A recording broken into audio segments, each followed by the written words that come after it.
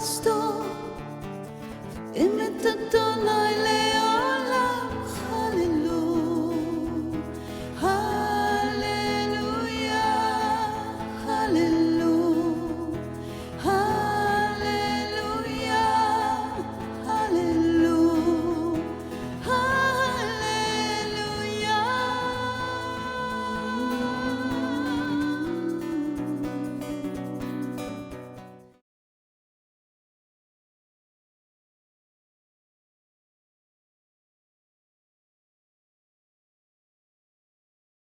Shalom, shalom et bonjour. Mon nom est Jackie Furman des ministères Ariel Canada. Aujourd'hui, j'ai le plaisir de continuer dans le livre prophétique de Daniel selon les enseignements du fondateur des ministères Ariel, le docteur Arnold Fruchtenbaum, et aussi les enseignements du leader messianique, M. Jacques-Isaac Gabizon. Donc, j'espère que vous avez vos Bibles et donc je vous invite d'ouvrir vos Bibles au livre de Daniel. On a déjà fait le chapitre 1 et on va plonger dans le chapitre 2. Ce livre est assez particulier parce que on trouve parmi les prophéties les plus importantes des Écritures et aussi il y a des places un peu comiques, vous allez voir. C'est un mélange de comique et de sérieux et ça rend ce petit livre, qui n'est pas si petit quand même, euh, très unique et intéressant à lire. Aujourd'hui, on va rencontrer le roi de Babylone, on va voir ses humeurs, on va le voir plusieurs fois dans le livre. C'est quelqu'un qui était assez intelligent et quelqu'un qui a gagné beaucoup de territoire.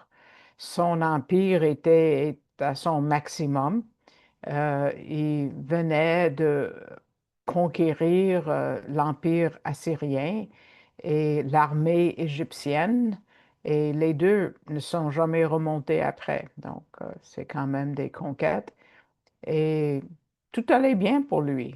Surtout ce qu'on voit à la surface, on va voir, il y a d'autres choses. Et là, l'Esprit va nous amener jusqu'à son palais et on va voir qu'il n'est pas si en contrôle et ça va pas tellement bien quand même. Parce qu'il est entouré des conseillers insincères et ignorants, dans le fond, des mages, des sorciers. Il va découvrir une vérité qui va le rendre furieux. Et il va voir qu'ils ne sont pas si puissants, pas si connaissants. Après tout, et quand le roi de Babylone devient fu- furieux, vous pouvez imaginer que tout son château, tout son palais tremble. Et là, ça devient un peu comique. On voit, lui, il s'est dépeint comme un lion, le lion de Babylone. Il devient fâché et même confus. Et qui l'aide à retrouver la paix, un captif de Juda. Incroyable. Dieu a un bon sens de l'humour. Il y a 49 versets dans Daniel 2, donc on ne va pas tout couvrir aujourd'hui. C'est le chapitre le plus long dans le livre et on va le étudier en 4 parties. Juste la première partie aujourd'hui, c'est la demande du roi Nebuchadnezzar. La prochaine fois, on va voir le rêve lui-même, l'interprétation et peut-être aussi la récompense. Et à ce moment, Dieu commence à révéler à Daniel les informations qui concernent les temps des gentils. On a déjà parlé, les temps des gentils, c'est toujours euh, le début, c'est là, dans le livre, quand Babylone a conquis Israël et les Juifs n'ont pas le contrôle 100% de Jérusalem et ça continue jusqu'à nos jours. Euh, donc, Daniel nous donne un survol des 4 empires à venir qui vont gouverner pendant cette période du temps des gentils. Et plus le livre progresse, plus les révélations divines deviennent spécifiques et jusqu'au alors maximum au chapitre 12. Donc, juste la demande du Nebuchadnezzar va être décrite en quatre parties. Et je n'ai pas fait de diapo parce que je vais les nommer plus en avance. La première section, c'est le défi aux sages de sa cour, versets 1 à 13. Et ensuite, on va voir ce que Daniel demande, comment il prie et aussi le témoignage de Daniel euh, à la fin. Donc, commençons avec le défi qu'il donne. Et puis, peut-être ça vous surprend parce que ça dit à la seconde année du règne de Nebuchadnezzar. Nebuchadnezzar, OK, juste on commence deuxième année. Combien d'années est-ce que Daniel et ses amis avaient leur formation? 3 ans. Donc, il n'avait pas encore terminé sa formation. Mais n'oublie pas qu'il y a une différence entre la façon que les Babyloniens comptent le temps et les Juifs. Les Juifs, pour les Juifs, que j'ai déjà comparé ça à une agence de location. Si tu dépasses ton temps de 48 heures par 3 heures, tu vas être chargé pour une troisième journée. Donc, les Juifs comptent même une partie d'une journée comme une journée entière. Donc, dans le fond, il n'y a pas de problème avec la façon de dater le début de cette histoire, parce que l'année que le roi a été couronné n'est pas comptée par les Babyloniens et est comptée par les Juifs. Donc, arrêtons pas à ça.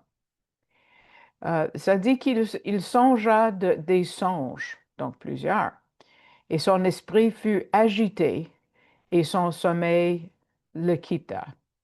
Donc, d'abord, l'année, c'est 603, 602 avant Jésus-Christ, mais il a rêvé plusieurs rêves, mais un en particulier. Et le temps de verbe, c'est pas bien dit en français ni en anglais, je trouve, mais dans l'hébreu, c'est le plus que parfait. Il avait songé auparavant plusieurs rêves. Donc, quand est-ce que ces rêves ont commencé? Évidemment, on ne sait pas, mais on sait que son esprit est troublé. Le mot en hébreu agité veut dire que son cœur battait vite. Il était très agité. Il y avait beaucoup d'appréhension induite et il ne pouvait plus dormir. Il n'était plus capable. Donc, là, ça commence une situation aiguë. Donc, il fait une demande à des gens dans sa cour, versets 2 et 3. Le roi commanda d'appeler les devins. On va voir c'est quoi chaque groupe. Les devins, ça c'est un nouveau mot pour moi. Et les enchanteurs, et les magiciens, et les chaldéens. 4 groupes pour exposer au roi ses songes. Et dans le fond, c'est un songe qu'il veut savoir. Et ils vinrent et se tinrent devant le roi. Donc, quelles sont les 4 catégories? D'abord, il y a des devins. Ceux qui écrivent, ils utilisent le stylet et ils sont enseignés dans leurs écrits sacrés. Deuxième groupe, selon, et moi je lis toujours dans la Darby, à moins que ce soit moins convenable. Le deuxième groupe, c'est les enchanteurs. Ça, c'est ceux qui pratiquent l'incantation et aussi des astrologues qui sont reliés à ce qu'ils voient dans les étoiles. Troisième, on va voir l'importance des étoiles tout à l'heure. Troisième groupe, c'est des sorciers, ceux qui pratiquent la sorcellerie, des magiciens. Et le quatrième groupe, c'est les Chaldéens. Et moi, j'ai toujours pensé, même avant de préparer cette étude, j'ai pensé Chaldéens, Babyloniens, c'est la même chose. Non, c'est pas vrai. La Chaldée était un petit pays qui a existé depuis 900 ou 1000 avant Jésus-Christ. Et une fois que son peuple a été conquis et assimilé par Babylone, quand même, ce groupe c'est comme resté à part. Ils n'étaient pas tout à fait assimilés parce qu'on pouvait les identifier. Donc, le mot en hébreu, c'est kasdim. Et ils étaient c'était une prêtrise d'une classe spéciale. C'était des hommes sages qui étaient des gens du pays, si vous voulez. Et il n'a pas fait une demande normale. Il n'a pas demandé l'interprétation de ses rêves, comme d'habitude. Il a demandé le rêve. Donc, regardez le verset 3. J'ai songé un songe. Donc, il met l'emphase sur un songe. Et mon esprit est agité pour connaître le songe. Donc, il met l'emphase sur un songe. Et il veut savoir le sens, mais d'abord, il leur demande, qu'est-ce que j'ai rêvé? Et les Chaldéens, verset 4, vont dire, wow, wow, wow, et c'est eux les pourparleurs. Donc, c'est pour ça que c'est eux qui parlent, ce groupe spécial que j'ai décrit. Et ils ont dit, regardez bien, les Chaldéens dirent au roi en syriaque. Syriaque, c'est l'araméen. Moi, je trouve le mot syriaque plus facile à dire pour moi, une anglophone de naissance. Donc, moi, je vais continuer à dire syriaque. Je l'ai adopté comme terme à cause de cette étude. Donc, araméen, c'est plus long. Donc, mais c'est la même langue. Et la syriaque était une langue internationale établie de la diplomatie et de commerce dans le monde ancien. Et c'était alors une langue appropriée pour les histoires de ces exilés juifs. Et Daniel a appris cette langue. D'ailleurs, il va écrire plusieurs chapitres. Donc, le reste du chapitre 2, 3, 4, 5, 6, 7 vont être tous en syriaque. L'alphabet est le même, mais c'est pas la même langue. C'est comme le yiddish, la langue juive, est écrit avec les lettres hébraïques, mais c'est pas la même langue. Euh, donc, pourquoi est-ce que Daniel a changé de langue ici? Bon, c'est parce que ça concerne le temps des gentils. Et c'était leur langue, c'était la langue des gentils. Donc, et la syriaque était leur langue. Donc, euh, plus tard, on va voir son rêve et l'interprétation. Nebuchadnezzar va rêver de l'avenir, il va avoir un grand, grand statut. Et il a vu quatre royaumes qui vont être détruits et finalement un cinquième qui est le royaume messianique, le royaume de Dieu. Et il y a juste un royaume qui est nommé dans ce chapitre 2, les Babyloniens, mais on sait que ce sont les Médo-Perses qui ont conquis Babylone plus tard. Et puis, ça c'est Daniel 7, on va voir plus tard. Ensuite, les Grecs et ensuite les Romains. Et finalement, le royaume de l'Antichrist qui va être détruit par le Messie. Donc ça, c'est des prophéties qui nous attendent. Et puis, donc, ces chapitres-là sont écrits en syriaque parce que c'est pour les nations. Aujourd'hui, évidemment, Daniel est traduit dans combien de centaines de langues différentes pour qu'on comprenne tous. Mais quand on retourne au Daniel 8, c'est en hébreu et jusqu'au chapitre 12 parce qu'on est de retour à Jérusalem. Donc, quand il dit au roi vit pour toujours, ça c'est un dicton, si vous voulez, c'est une façon qu'on parle au roi. Et il dit, un instant, dis le songe, s'il vous plaît, à tes serviteurs et nous en indiquerons l'interprétation. C'est à vous de, pourquoi c'est ça dit, ça doit être dit, sûrement plus formel, dites-nous le songe et on va inventer une interprétation. Et M. Gabizon dit c'est un défi qu'on devrait offrir aux magiciens d'aujourd'hui. Il parle de qui? Ceux qui prétendent avoir le don de guérison. Pourquoi ils ne vont pas dans des hôpitaux, un après l'autre, et les vider en guérissant tout le monde? Là, on va savoir qu'ils viennent de Dieu. pour vrai, qu'ils ont le don. Donc, le roi est furieux parce que c'est pas ça qu'il a demandé. Donc, regardons le verset 5. La chose est pour moi prononcée, c'est décidé, c'est certain.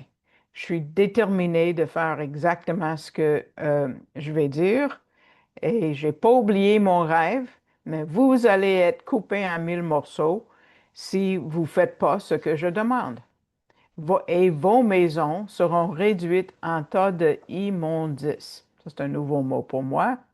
Mais on voit que le même mot en hébreu est utilisé en 2 Rois 10, verset 27, pour dire que c'est une sorte de... euh, au Québec, on dit bécosse, mais c'est une toilette publique. Ça va être rendu comme ça. Parce que le roi Jéhu a fait ça à une maison de Baal dans le royaume du Nord, en 2 Rois 10. Mais si vous réussissez, verset 6, wow, don, présent, grands honneurs. Donc, indiquez-moi le songe et son interprétation. Et les Chaldéens disent, on veut la procédure normale, que vous nous dites votre songe et ensuite on peut inventer quelque chose après. Ils répondirent pour la seconde fois, verset 7, et dirent que le roi dise le songe à ses serviteurs et nous en indiquerons l'interprétation. Et là, ils commencent à être éclairés par rapport à ces hommes qui sont, dans le fond, ignorants. Ils essayent de gagner du temps. Verset 8. Le roi répondit et dit, je sais certainement que vous voulez, très certainement, que vous voulez gagner du temps. Euh, Parce que vous voyez que la chose pour moi est pour moi prononcée. Parce que vous savez que c'est certain. Moi, je connais le rêve et moi, je suis décidé ce que je vais faire. Et vous voulez juste gagner du temps pour éviter le décret contre vous. Donc, faut qu'ils prouvent leur véracité en verset 9. Si vous ne me faites pas connaître le songe, il y a un seul et même décret pour vous, car vous avez préparé une parole mensongère et perverse pour la dire devant moi en attendant que le temps ait changé. On va juste attendre que tu sois moins fâché. C'est pourquoi dites-moi le songe et je saurai que vous pouvez m'en indiquer l'interprétation. Parce que si vous êtes pour mentir ou vous allez dire des mots corrompus, ça indique qu'il y a eu une collusion entre vous. Et vous voulez juste que, tu sais, que je sois plus fâché, donc vous voulez gagner du temps. Donc, dites-moi le rêve et je vais savoir que je peux faire confiance à vos interprétations et depuis combien de temps je vous fais confiance. Là, verset 10, les Chaldéens répondent une troisième fois et leur réponse doit être mise dans un cadre dans le fond parce qu'ils disent, on peut pas, on peut pas.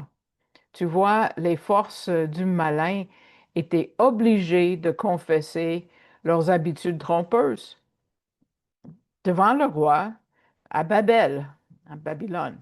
Donc, regardons leur confession au verset 10 et 11. Les Chaldéens répondirent devant le roi et dirent, il n'existe pas un homme sur la terre qui puisse indiquer la chose que le roi demande. C'est pourquoi aucun roi, quelque grand et puissant qu'il fût, n'a demandé chose pareille d'aucun des vingt, ou enchanteurs, ou chaldéens. Et la chose que le roi demande est difficile. Il n'existe personne, c'est une deuxième fois, qui puisse l'indiquer devant le roi, excepté les dieux, dont la demeure n'est pas avec la chair. Impossible, c'est ce qu'ils disent. Personne ne l'a demandé jusqu'à date. Il y a juste les dieux qui peuvent le faire parce que les dieux vivent pas avec les hommes. Ah, ah. Il y a quelqu'un et son nom est Daniel. Donc, en confessant tout ça, ils ont dit, ils ne sont pas capables. Dieu ne demeure pas dans la chair? Pas vrai. Vous connaissez très bien du chapitre 1 de l'Évangile de Jean. La parole a été faite chair et elle a habité parmi nous, pleine de grâce et de vérité, et nous avons contemplé sa gloire, une gloire comme la gloire du Fils unique venu du Père. Lui, il est venu sauver son peuple et tous les peuples de leurs péchés. Donc, les Chaldéens disent, c'est pas juste rare, c'est pas raisonnable. Et est-ce que ça vous fait penser à d'autres places dans la Bible où on voit les limites du monde démoniaque? Songez aux plaies en Égypte. Les sorciers ont montré leur pouvoir, ils ont euh, fait la même chose que Moïse, ils ont pris leurs bâtons qui sont rendus en serpent, sauf que le serpent de Moïse a gobé, a tout avalé les leurs. Ils ont pu même rendre la situation en Égypte pire quand ils ont viré de l'eau qui restait en sang. Et ils ont pu même multiplier plus de crapauds sur la planète grenouille, qui c'était pas une très bonne idée. Mais quand c'était la plaie où Dieu a pris, euh, où Moïse a pris la poussière qui sont devenus des poux, oh non, il ne pouvait pas. Pourquoi? Parce que c'était un acte de création. Uniquement Dieu peut faire ça. Et tu vois, à ce moment-là, les magiciens ont dit à Pharaon, c'est le doigt de Dieu. Ah ah, ah ah. Donc, les démons ont des limites. Euh, donc, ils ont déclaré banqueroute, si vous voulez. Et là, vous voyez la religion faite pour les hommes ou par les hommes est inefficace. Satan a ses limites parce que lui-même a été créé. Il est un ange déchu, mais il a été créé par Dieu. Il ne peut pas même s'approcher de la puissance divine du Créateur. Donc, on continue avec le décret du roi, versets 12 et 13, et c'est sévère, pour détruire, couper en morceaux, assassiner, exécuter, dans le fond, pas assassiner, exécuter toutes ces personnes-là. Donc, verset 12, à cause de cela, le roi s'irrita et se mit dans une très grande colère et commanda de détruire tous les sages de Babylone à cause de cela, parce qu'ils ont fait échec. Et on voit sa disposition, ça dit qu'il est furieux et on va voir qu'il est déçu aussi. Verset 13, et un décret fut promulgué portant que les sages fussent tués. Et on chercha Daniel et ses compagnons pour les tuer aussi, toute la gang. Donc, pour rendre ça officiel, euh, euh, ça a été écrit dans un décret. Donc, probablement, certains ont déjà été exécutés, rendus quand on lit ce verset-là.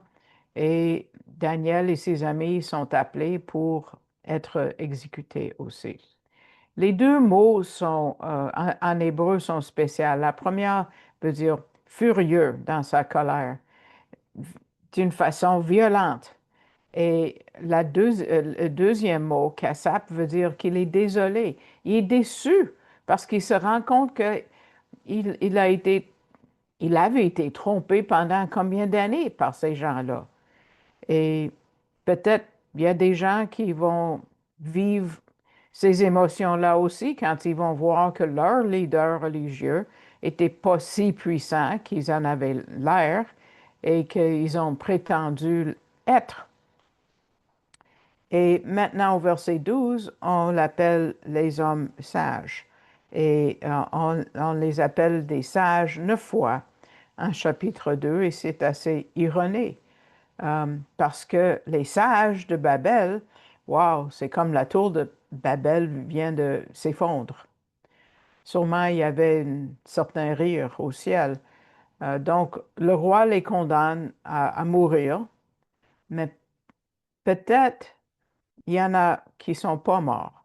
Peut-être, ben, c'est sûr qu'il y en a qui sont pas morts. Et Daniel va les sauver. Daniel va être leur Messie.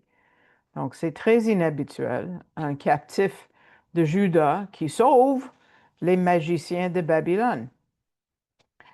Euh, on va voir le plaidoyer de Daniel et parce que lui, il veut sauver des vies. Et c'est pour ça que ses écrits ont été sauvegardés et même étudiés par les mages qui sont allés à Nazareth 600 ans plus tard. Daniel était un homme important pour eux. Donc, qu'est-ce qu'il demande? Et verset 14. Alors Daniel répondit avec prudence et avec sens à Arioch. On va regarder Arioch la prochaine fois. Chef des gardes du roi, qui était sorti pour tuer les sages de Babylone, il répondit et dit à Arioch, le grand officier et le bourreau en chef du roi, pourquoi ce décret est-il si rigoureux? Et de par le roi. Alors Arioch fit connaître la chose à Daniel. Donc Daniel s'approche avec discernement et discrétion. Et c'est sûr qu'il doit faire attention parce qu'il parle au bureau en chef. Pourquoi ça presse tant? Arioch explique. Et là, il demande que le roi lui donne un temps où il va pouvoir montrer l'interprétation. Ce n'est pas du tout comme moi je pensais qu'il veut, au verset 16, qu'il veut avoir plus de temps lui aussi.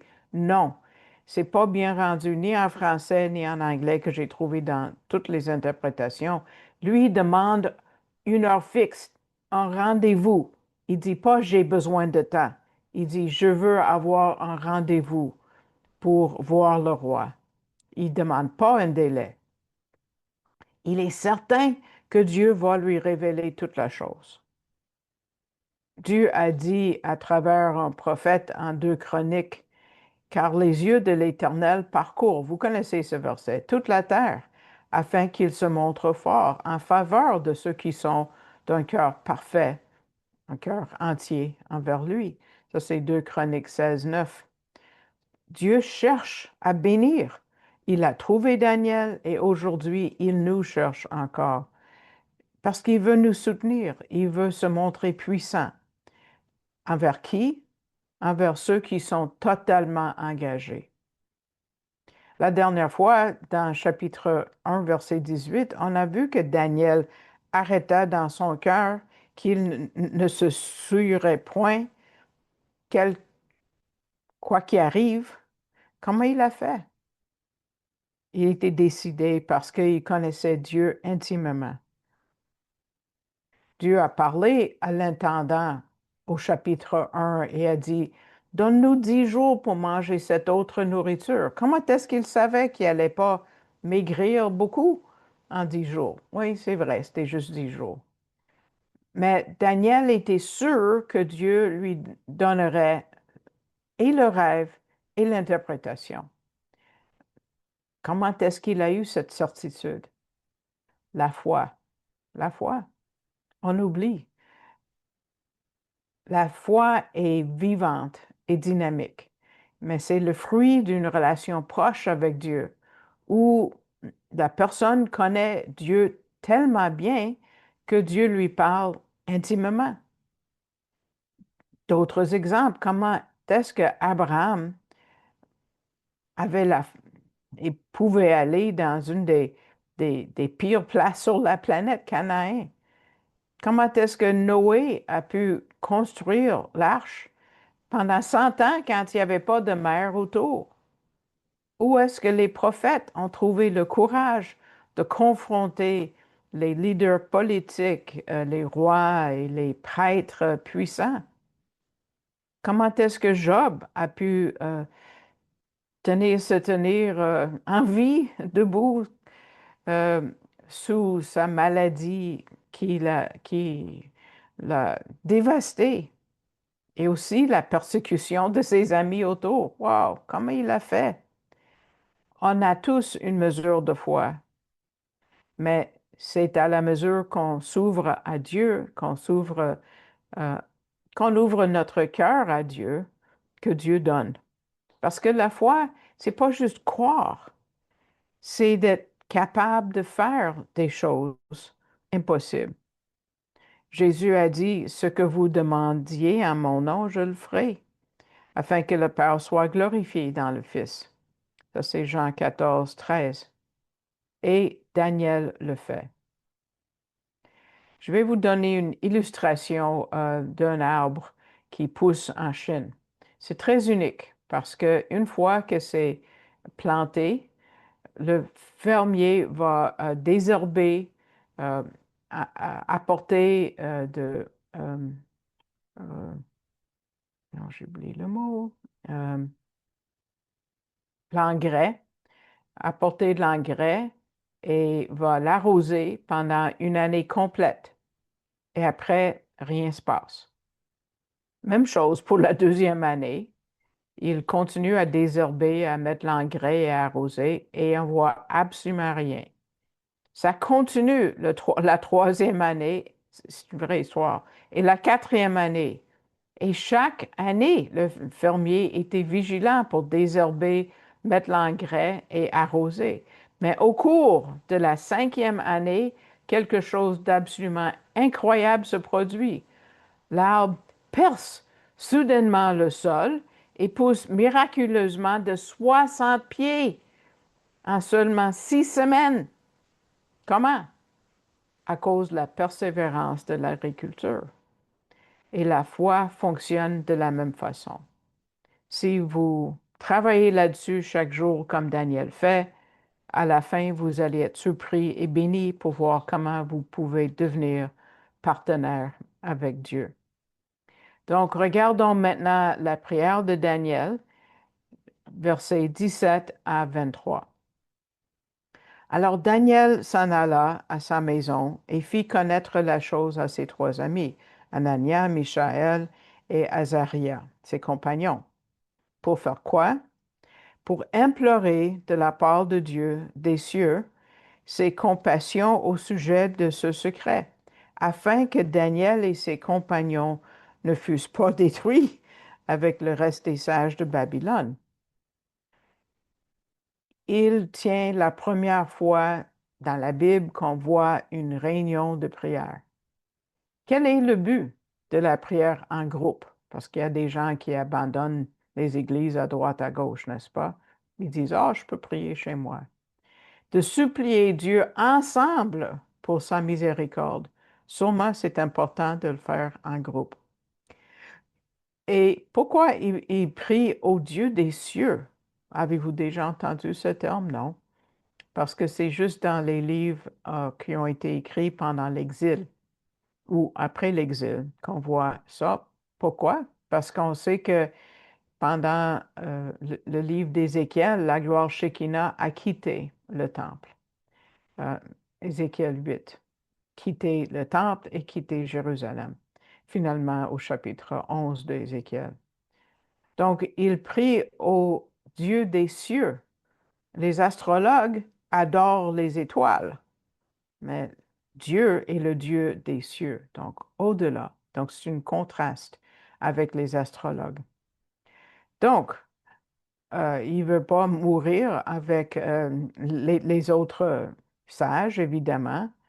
Peut-être ça veut dire que la tuerie n'avait pas encore commencé. Ça a plus de sens parce que Dieu va agir comme euh, un Messie qui va les sauver. Donc, verset 19, on va voir que Daniel reçoit cette révélation. Alors le secret fut révélé à Daniel dans une vision, pas un rêve, une vision de la nuit. Alors Daniel bénit le Dieu des cieux. Encore là, le contraste avec les étoiles. Donc, on voit la prière de louange, versets 20 à 23. Daniel répondit et dit, Béni soit le nom de Dieu, d'éternité en éternité, car la sagesse et la puissance sont à lui. Et c'est lui qui change les temps et les saisons, qui dépose les rois et établit les rois, qui donne la sagesse aux sages et la connaissance à ceux qui connaissent l'intelligence. C'est lui qui révèle les choses profondes et secrètes. Il sait ce qui est dans les ténèbres et la lumière demeure auprès de lui. Donc, on commence avec l'omniscience et l'omnipotence de Dieu. Il est omnipuissant. Donc, il bénit le nom de Dieu d'éternité en éternité parce que qu'est-ce qui lui appartient? La sagesse. Il est omniscient et il est tout-puissant. On parle de sa puissance. Et la souveraineté de Dieu est soulignée dans 4 domaines, 4 façons. Il change les temps et les saisons. Il enlève les rois et il installe des rois, encore aujourd'hui. Il donne de la sagesse et il donne de la connaissance pour ceux qui ont de l'intelligence. Donc, c'est un Dieu de révélation et il révèle les choses profondes et secrètes parce qu'il sait, lui, ce qui est dans la noirceur, dans l'obscurité. Nous, on ne peut pas voir dans l'obscurité parce que la lumière est avec lui. Regardez avec moi Job 12, où Job dit quelque chose, envoie une idée parallèle. Il y en a d'autres ailleurs, mais j'ai choisi celui-là. Il révèle du sein des ténèbres, les choses profondes et fait sortir à la lumière l'ombre de la mort. Donc lui, tout est clair avec lui. Ensuite, il finit avec la louange de Dieu au verset 23 de Daniel. De Daniel 2, il dit, Toi, Dieu de mes pères, je te célèbre et je te loue, parce que tu m'as donné sagesse et puissance, et maintenant tu m'as fait connaître ce que nous t'avons demandé, nous ayant fait connaître la chose que réclame le roi. Donc, en hébreu, c'est quelque chose de très... il y a beaucoup d'emphase. C'est comme il dit en français, je te célèbre, toi, je te remercie. Il le dit, tu, toi, 2 fois. Et il le loue. Pourquoi? Pour la bénédiction du passé, où il a eu de la connaissance et de la puissance, et pour la bénédiction présente en répondant à la prière. Il m'a fait connaître singulier à moi ce que nous avons demandé, donc la réunion de prière. Euh, il y a une chose qu'on va découvrir dans ce récit. Plus on est proche de Dieu, plus on peut communiquer et marcher ensemble. Peut-être pour vous, ça a l'air loin, distant. Mais Daniel va nous montrer que Dieu n'est pas juste au ciel. Il n'est pas juste réservé là-haut. Euh, la Bible le rend proche de nous. Comment est-ce que Daniel savait que Dieu répondrait si vite? Parce que Daniel était un homme de prière. On va le voir à travers son livre. Il connaissait la parole de Dieu. Il connaissait les prophéties. Il connaissait les temps dans lesquels il vivait. Il savait par l'Esprit de Dieu avec qui il marchait. Il savait que Dieu allait lui donner cette révélation. Il savait. Et il dit au roi, donne-moi rendez-vous. Donne-moi un rendez-vous précis et je vais vous le dire. Peut-être le rendez-vous était proche. On ne sait pas. Je ne vais pas juste vous dire l'interprétation, mais le rêve lui-même. Quelle relation entre Daniel et son Dieu? C'est écrit pour nous, hein, pour notre apprentissage, pour que nous puissions avoir cette relation nous aussi. Regardez ce que Daniel fait après. Et, ou pas après, mais ce qu'il fait en organisant sa réunion de prière. C'est la première étape pour résoudre une situation. Est-ce que Daniel et ses trois amis ont paniqué? Non. Ils sont allés en assurance parce qu'ils ont demandé à Dieu d'agir. Donc, on voit la foi et la prière en action. Et Dieu répond tout de suite. Est-ce que Dieu va toujours nous répondre tout de suite? Pas toujours. Mais Dieu savait que ça pressait. C'était important de savoir tout de suite parce que peut-être le bourreau avait son épée en main, on ne sait pas. Alors le secret fut révélé à Daniel dans une vision de nuit. Daniel savait la procédure pour toucher le cœur de Dieu. Dieu attendait que cette prière lui arrive. On ne peut pas sauter cette étape. Combien d'occasions et de bénédictions on n'a pas eu parce qu'on n'a pas prié? Jacques, le pasteur de Jérusalem, a dit, vous n'avez pas parce que vous ne demandez pas. Le problème, ce n'est pas nos prières auxquelles Dieu ne répond pas, mais le problème, c'est les prières qu'on n'offre pas. Billy Graham a imaginé, c'est pas biblique, mais il a imaginé une grande place au ciel qui est pleine de réponses à des prières que Dieu a jamais reçues. Une idée. Donc ici, on a le processus pour un succès. Il y a trois places où le texte dit alors. Peut-être, ben, en tout cas, vous allez voir. Verset 17, on voit que alors il a dit à ses amis et ils ont prié. Alors, verset 19, que ça a été révélé. Et alors il a béni le Dieu des cieux. Euh, il y a une autre prière, on va voir plus tard au chapitre 9, mais plus on avance dans les prophéties pour les temps des gentils, plus on a de vérités pratiques dans le livre. Parce qu'au chapitre 9, quand Daniel se rend compte que la diaspora, la punition de 70 ans est terminée, Daniel commence à prier. Il prie pour que le Messie vienne. Et sa prière, il reçoit sa réponse même avant de finir sa prière. Incroyable.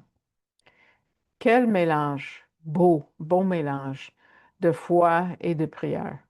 Il y a un qui suit l'autre. La première pensée de Daniel dans les temps troublés, c'est la prière. Et il savait avec assurance que Dieu allait lui répondre. Donc, écoutez bien. La prière exige la foi, mais la foi exige compris. Avec cela, on va terminer cette troisième partie de Daniel. Je vous invite de lire le reste du chapitre 2 pour la prochaine fois et j'espère que ça a été une bénédiction pour vous. Et puis, on va vous inviter à vous rendre sur le site Internet des ministères Ariel Canada.